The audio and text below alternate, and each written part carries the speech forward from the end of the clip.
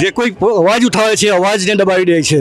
જેવી રીતે ચૈતરભાઈ ત્યાંના જે બધા કૌભાંડો થયા છે એ કૌભાંડો ઉજાગર કર્યા અને એ કૌભાંડો ઉજાગર થવાથી સરકાર ભીસમાં આવી ગઈ, જેના કારણે ચૈતરભાઈ પર ખોટા આરોપ મૂકી અને એમને જેલમાં પૂરવામાં આવ્યા છે.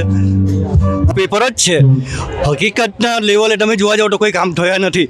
આ બાબતને દરેક જગ્યાએ જીબીથી માંડીને મનરેગા માંડીને દરેક સરકારી કામોના જે ભ્રષ્ટાચાર થયો છે ભ્રષ્ટાચાર એમણે ઉજાગર કર્યો છે. અને એક આમ આદમીની તરીકે નહીં કે એક એમએલએ છે, જ્યાં પણ ખોટા કે ખરા કોઈ બી દુઃખદ સુખદ પ્રસંગમાં પણ અડધી રાતે પણ એ ભાઈ હાજર જ છે. મતલબ કે માણસ નીચલી કક્ષાએથી આગળ આજે આવ્યા છે. એ સમાન વ્યક્તિ છે. કોઈ ઊંચ નીચના ભેદભાવની પાસે નથી કોઈ ગરીબાઈનું કે નથી કોઈ માલદારનું સાંભળતા. એમને યોગ્ય લાગે ત્યાં દોડી જાય છે અને દરેકને ન્યાય અપાવે છે.